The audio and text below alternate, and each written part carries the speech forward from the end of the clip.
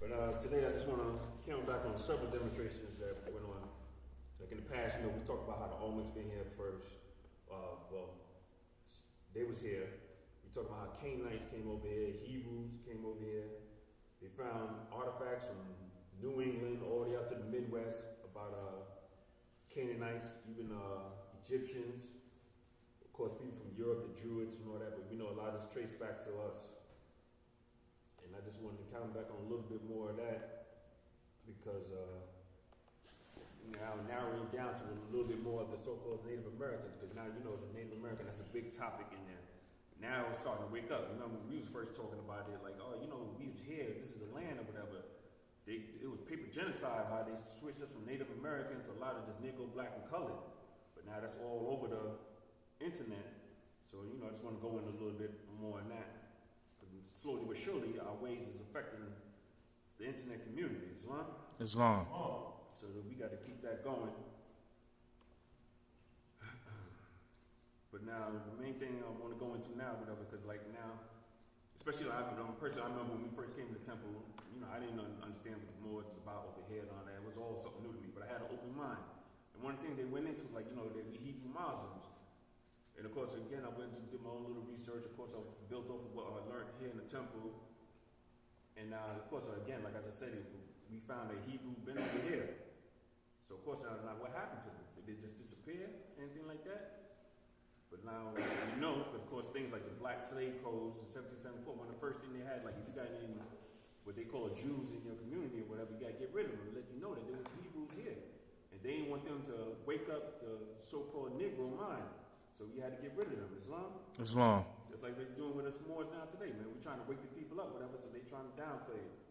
Stuff that us doing, Moors doing crazy, idiotic stuff or whatever will go viral. But meanwhile, we could drop some serious jewels for 2 hours right here, whatever, and it don't get enough play. Islam. But we got to read it today. But first of all, I just want to go into, start off with chapter 48:10.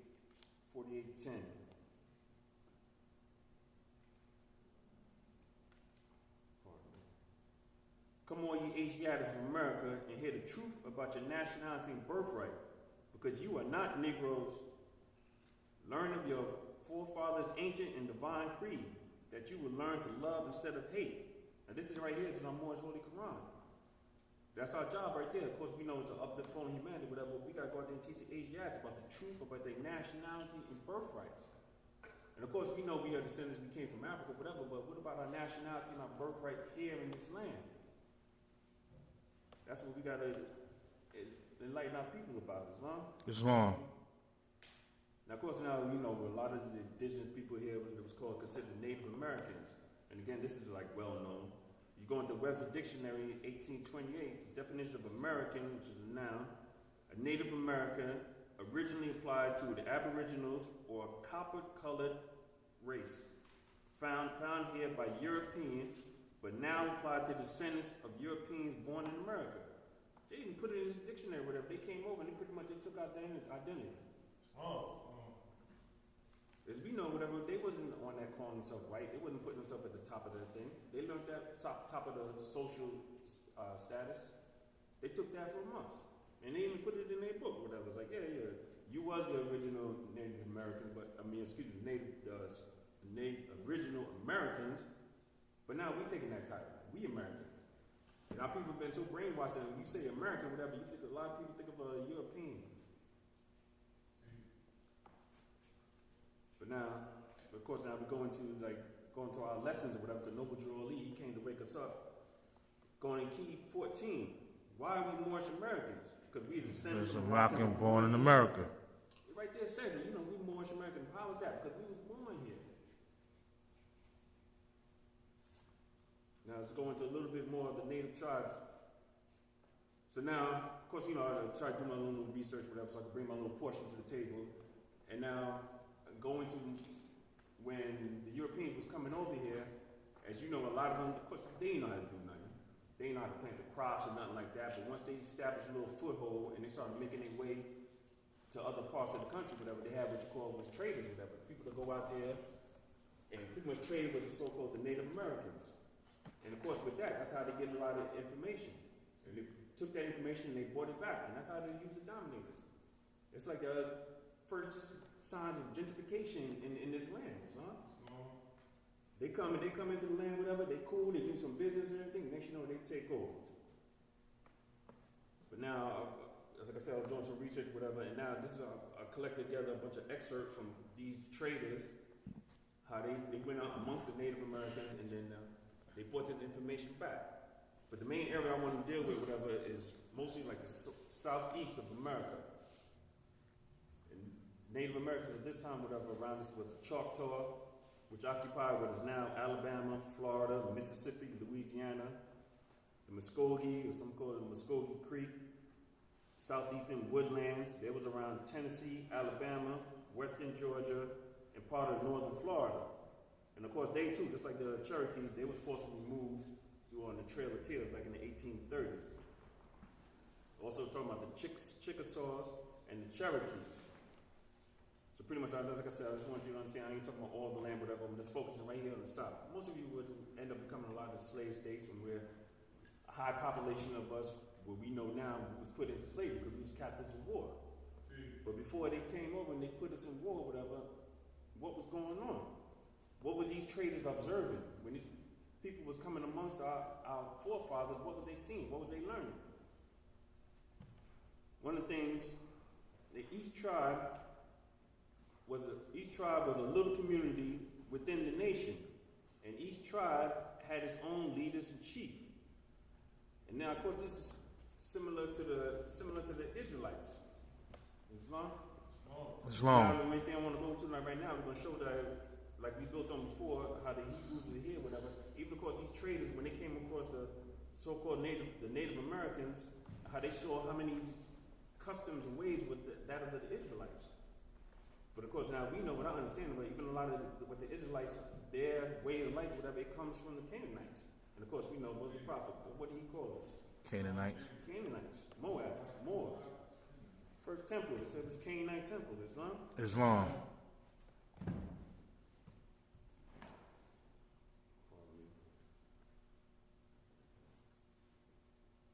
So now I just want to go give one of the couple examples. Because right there now, how again, these traders, they went across to people like, oh, they see the way we had things set up. Even though you may have a large tribe or a large nation or whatever, but each little section, they have their little chiefs and they got their people underneath them. And this is one of the first things they noticed, just like the Israelites. If you go to Numbers chapter 1, verses 4 to 16, I'm not going to read all of it, but the way that they had it set up, and you there shall be a man of every tribe, everyone the head of the house of his fathers. And these are the names of the men that shall stand with you. Of the tribe of Reuben, well, we're going to have to go into all that, but at least each tribe, and it shows how each tribe, they had a representative. Just like the Native Americans, whenever something's going on, they have a little meeting or whatever, a representative or a chief or some others will come from that each separate little tribe community to represent. Islam. And that's why even still, for your own reference, you can talk about in Surah 7:160, whatever, how we talk about how all the tribes was broken down and each one had their elders. Each tribe had its own particular symbol. Just like, excuse me, as far as amongst the Israelites, the Judah, is the lion, and that goes into Genesis 49, verse 9. Naphtali was a doe, or what you could call it a deer. Benjamin tribe was a wolf, and they said Dan is a serpent. Now some of these tribes, when you look them up, they'll have different symbols. Some of them have more than one, but these are like the more popular ones. Islam. The Native American they name themselves from creatures that they are most familiar with, like the eagle, the panther, the buffalo, the bear, the raccoon, tortoise, snake, fish, and wind. Now this wind, and some of the traders believe that they named themselves after the animals of the cherubim. Now cherubim, that's when you go into Ezekiel, or you go into Revelation 4:6. That's when they describe this, pretty much this cherubim. how it has like a face of a lion, how it's part eagle and everything. So they trying, the way they mix it with the people, they trying like, yo, it's making them, they remind me a lot of these Jewish people, Jewish culture. Islam. Islam. But now I want to backtrack right there, because now when they talking about like when they go into the wind, they said how the way they observe winds, whatever, and it shows how even these traders, these Europeans, and how they even know our ancient customs. They're like that the wind may be of the Tyrian extraction. Tyrian are relating to ancient Tyre, or the people of the Tyrian people. Pretty much, this is the people from the land of Phoenicia. So right there, so now these people, they coming across us, Native Americans here in this land. They're walking amongst us. It's like, oh wow, these people remind us of the Canaanites. So they know this. They know our history, whatever, and then we're giving you examples of how we've been here. Islam. Islam.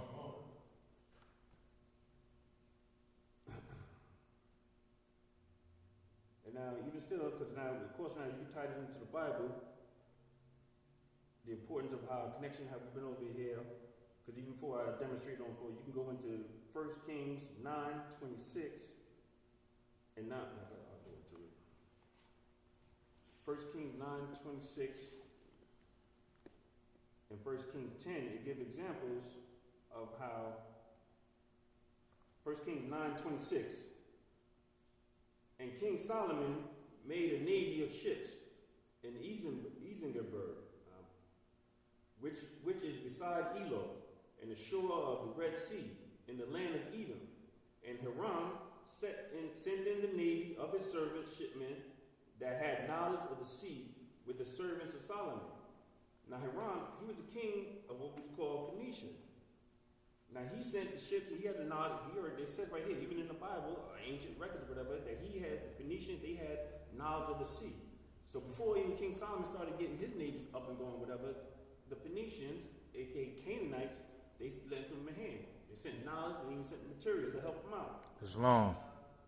Now we're going to go into 1 Kings chapter 10, verse 22. For the king had at sea a navy of Tarshish, with the navy of Hiram. Once in 3 years came the navy of Tarshish, bringing gold and silver, ivory, apes, and peacock. And right there, they're showing that he already had this. They was going out. They was on a long mission. They hit that water. They wasn't coming back for years. So again, now right there, just lining up right there, just reinforcing the fact that they've been here. That's why we have Canaanite artifacts, Hebrew artifacts, even the Egyptians, all throughout the Americas. We've been here. Islam. And of course, like I said, so many of our culture is over here in this land, which they can trace back to ancient times. And again, of course, with going back with how they observe the wind god, how they observe the wind. Even they said like Baal, which is Semitic, was the god of lightning and wind and rain. Of course, like I said, around the time when the Canaanites was but when they was populating North Africa and Europe and all this and that, we left artifacts all over that show. And of course, these same artifacts that they'll find in Europe, they found in Northern Africa, they find over here in these lands, which is our land. That's really what I'm leading up to. Islam. Islam. And of course, there's a list of Native Americans, whatever, different tribes. They all had their own little version of what the wind god is. But they were showing how it's all celebrating the way they was doing it, just like how our ancestors were doing it. But now, of course, going back to how they name each other, like how the Native Americans, they have names after their tribes or their houses after the animals, eagles, bears, and all this. You hear stuff like a little running bear, this and that. But one of the things that there is that they notice, there is no tribe or individual among them named the possum. There's a reason for that. The Cherokee, they call it Sequoia. The Chickasaw and the Choctaw, the Shuka, I'm not even sure if I'm saying it right, pardon. And they are synonymous with that of a hog. So right there, now even amongst that, of course, we know a possum, and that's filthy, disgusting animal. And right there, they said the same thing. They compare that to like that of a hog. Now, several of the old Indians assure us, meaning the traders, that they reckon it as filthy, as uneatable an animal as a hog. Now right there, again, that's right there showing, that's our ancient customs. Over here, demonstrating our ancient customs over here in this land. And by what that means now, we should know this by now. You know where I'm going with this? Leviticus 11. All right, this one out. You know what verse? Not off top. It's all good. It's good. It's good enough, man. But he's right. Brother's right. Leviticus 11, go to 7 to 8. The swine, thou he divided the hoof and be cloven footed, yet he chew not the cud. He is to you. Oh, excuse me. I didn't write that right. Pretty much, he's not supposed to be for us. But you go on to 8. Of their flesh shall you not eat, and their carcass shall you not touch. They are unclean to you. So right there, you know what I'm saying? They demonstrating these old laws. These traders like, oh, this guy's just like how it was over here. And they know how it was, because we dominated them for almost 1,000 years in Europe. They know that we wasn't messing with swine.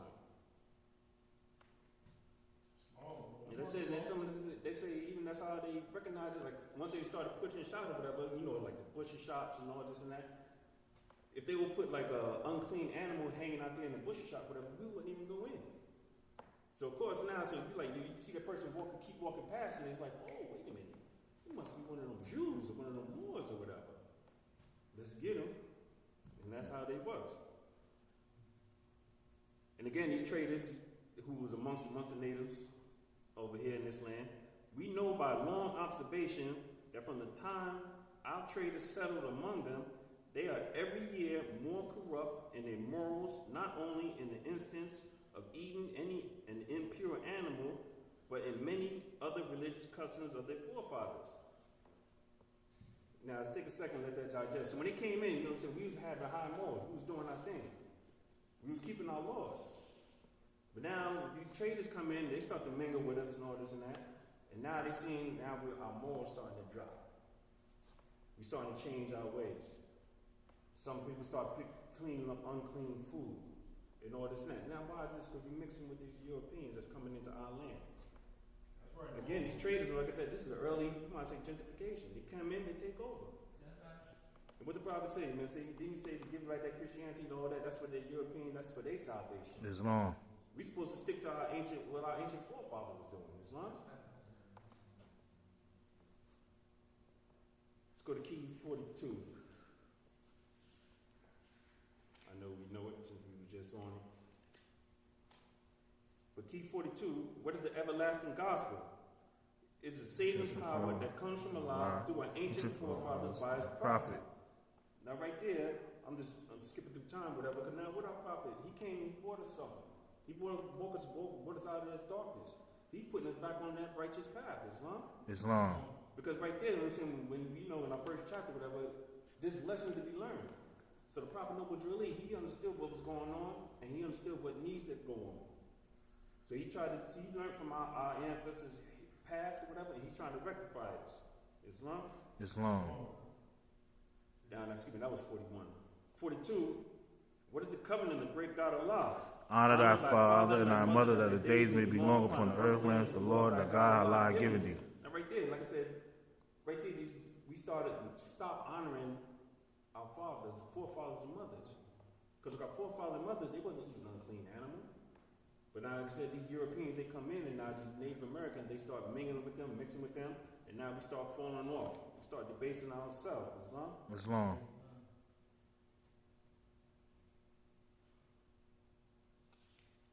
Now, even still, now they go into,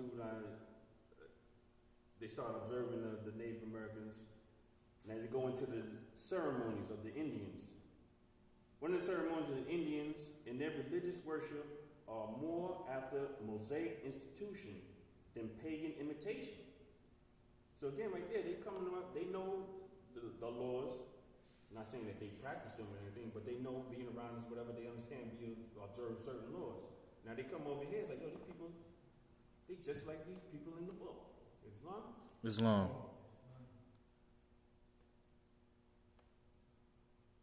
Pagan, which could not be if the majority of the old natives were a heathen descendant of all bigots and enthusiasts. Will fight to the death for the very shadow or their superstitious worship. So that right there, just trying to say, like, you know, there's no way that somebody just came over here and they just flipped the script just like that. They had been practicing this culture for generations and generations. Islam. Islam. So, but to go over here and they talk about, you know, how, especially how the media portrayed it in the movies, like, oh, they just wild savages with their bow and arrow, they just running around. We was much more than that. We are more than that. Islam. Islam. There yet remain so many marks as to enable us to trace the Hebrew extraction and rights through all the various nations of the Indians. Now, right there, this one right here, talking about, yo, all the natives, the Indians they went through, they see these cultures. They see reminiscent of stuff that would take us back to the Quran. The Bible. Islam. Islam.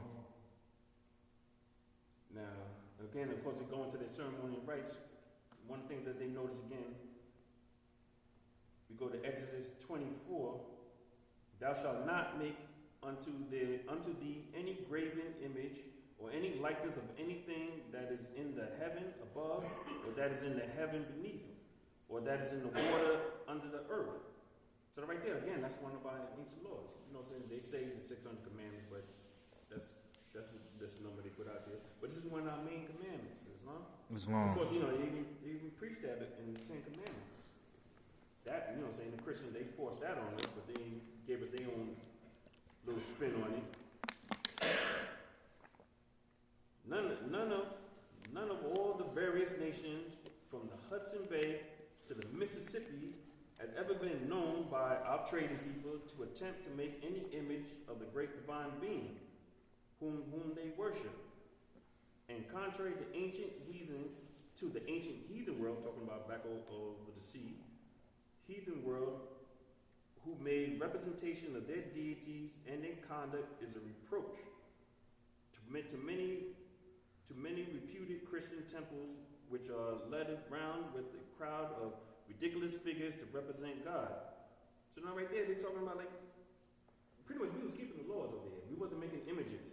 But you know, if you ever been into or seen on TV, whatever, a church or whatever, they got all types of images. Even in there, what's that one with on the wall, supposed to be God reaching out with his finger and all that? We're not supposed to be doing none of that. Again, all the Native Americans over here, whatever, all the Indians over here, whatever, we wasn't doing that. We was keeping that law. But then, Christianity came over and they switched that whole thing up. To the point, like, you think of God, you think of some European with a beard that's sitting back, pulling strings and all this and that. But you know, that's nonsense. If you want to see the Most High, you got to look within yourself. And before you learn to do that, you look within that mirror and you see God. Islam. But even still, again, a crowd of ridiculous. He's talking about the Christian temples, how these people are. Even though I'm editing some of this stuff, whatever, because even though they were talking bad about the Christians, the temples and everything, they were talking just as bad about the Native Americans. But I'm cleaning it up because, we don't need all that. And the spurious angels, pretended saints, and notable villains. Again, he's talking about what the Christian temple, what they keep in their temples, and how the Native Americans don't do this. We know what spurious is, or am I just talking? Spurious, well, I guess y'all know. The natives had an inexpressible contempt of the European people. So again, don't think that they just came along, we was all cool and everything. We did business with them, whatever, but a lot of the Native Americans are like, yo, we couldn't stand them. It's all about business. Let's get this money, well, they would trade in, just do this little business or whatever, and then that's it. The Native Americans have an inexplicable contempt of European people. Unless we accept those of half-savage Europeans who have become their proselytes. Now, you know, they talking about the ones who mixed and mingled with them and started taking on the native ways. Even though they looked at them as savages. So now, even though when they talk about the Native Americans, nothingness is the most favorable name they give us in set speeches.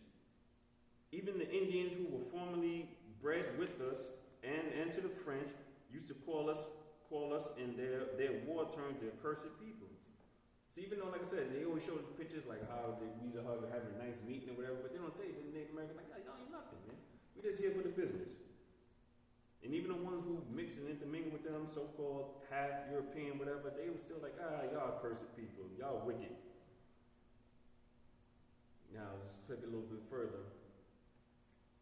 So now, again, I go, so we're showing like how it all ties into our ancient ways. And of course, we have to give honor to the prophet, because he's putting us back on the ways. What type of government do the Moorish Americans have? Islam. Agreeable to the theocracy of divine government in Israel, the Indians think the deity to be the immediate head of their state. So right there, it's the same thing. It's like the prophet, what are you doing? Again, I'm just saying how he put us back on that path. How they got us, they took our ways, they tricked us with their ways of doing things, whatever, and the prophet came and woke us up and put us back on this path. Islam. Isn't their opinion of the theocracy, or that God chose them out of all the rest of mankind as his peculiar and beloved people. Now, if you've been around Israelites, Jews, and all of that, that's how they feel. That's how they, it's like, if you ain't one of us, it's us against the world type mentality. And now they talking about the neighbors over here, they have that same mentality. Like, yo, you ain't down with us, yo, we enemies. Now, of course, they said, peculiar and beloved people, which animates both the white Jew and the red American, with the steady hatred against all the world, except those in themselves that render the hatred or despised by all. And again, like I said, just reinforcement. You get that type of feeling whenever you hear these groups talk, Israelites, Jews, and really, to a certain degree, whatever, ain't nothing wrong with that. Because you know what I'm saying? That's how they build their bond between themselves or whatever. It's like, yo, you Moorish American and all this stuff, yo, let's stick together. If they ain't wearing the fez or turban or whatever, let's keep that business and all this between us. Our seeds, like Wu-Tang said, man, my seeds marry your seeds and all this, and let's keep that money and everything going. That's how we build. But what the prophet said, didn't he say we need economic power? How we going to gain economic power when we keep taking our money and just throwing it out the window to the next one?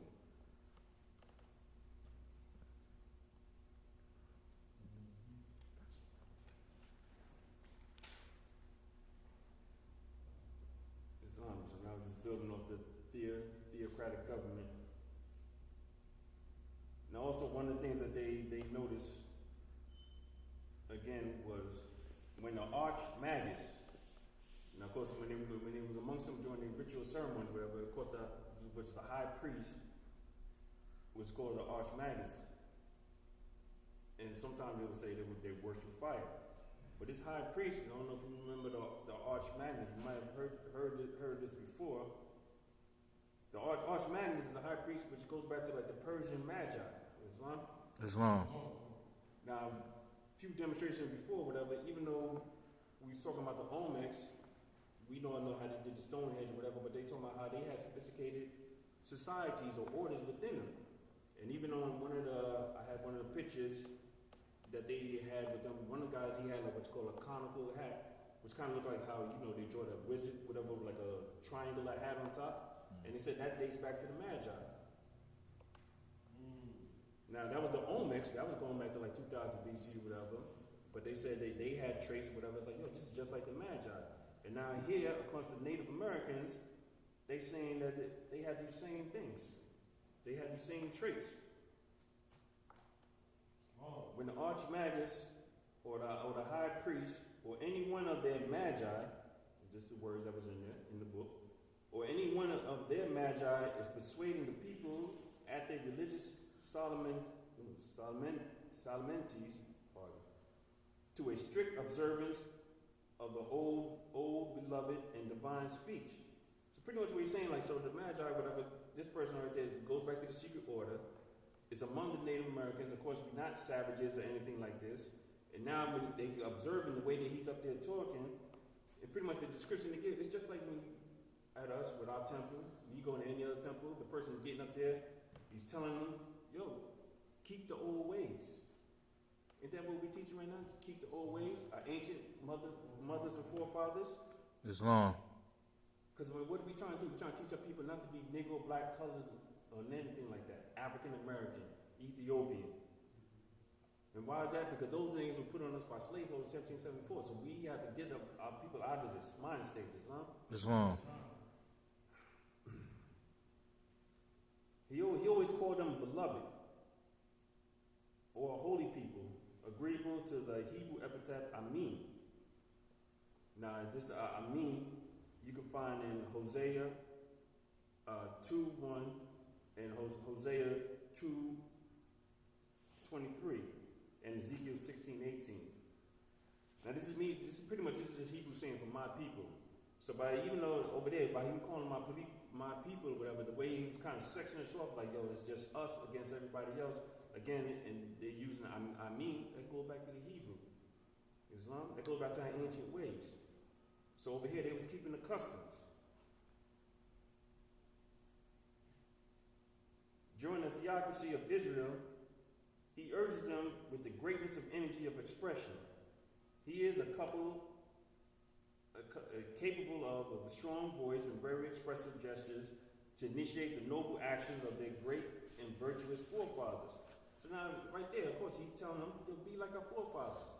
He's keeping their attention, whatever, like don't follow the ways of pretty much these Europeans, these traders coming in, follow our ancient forefathers, which the Magi, which they performed in this surprising manner as a strict observance of the old beloved speech. He speaks about the beloved land that flowed with milk and honey, and speaks largely of their customs and religious rites which they derived from their illustrious predecessors, strictly charging them not to deviate in the least of that old beloved beaten path that they will surely meet with the success and attendant thereof with their beloved fathers. So again, right there, like I said, all these customs, keeping up with the ancient forefathers. I still got a little bit more time. Go on. Oh, okay. But that's the main thing. I'm just trying to get us back in their mind state or whatever. Again, don't separate it, because we always say here we as a captive of wars or whatever. That Negro and all this and that was just paper genocide. A lot of us was here. We know that a lot of the Native Americans said was copper tone, red, which we know is a color, it's a shade of brown, which of course someone says is a shade of olive. And that's what the prophet said. Because on all this, when you go through what the prophet taught us or whatever, and you can just line it off to like, okay, he's putting us right back on the path. So that's why we have to go out there and teach these people to get us back on the path and stop with this paper genocide. Because the Europeans, they came in and gentrified our land, and they kicked us out, just like they're doing to this day. They move into the neighborhood, they take over, and they push us out. Then they change up the whole scheme of everything. And again, that's a lesson that if we don't learn, it's just gonna keep on happening. It's gonna keep on going on and on. And now right there, we've been programmed to be so forgiving, like, oh, we such forgiving people, whatever. Yo, the Native Americans, like, yo, we couldn't stand them, man. Just do business with them. That's why you be hearing like, yo, they was killing them whenever they got a chance, scalping them and all this and that. Not saying we got to go to that extreme though, but just use an example, like, yo, they didn't just let them just walk in just like that and take over. But with that, time is up. I guess, as usual, we have questions at the end. With that, I say Islam and peace. Islam. Ask everybody please stand up. Ask everyone please stand. Grand Sheik's gonna come up and demonstrate for a little bit. Islam.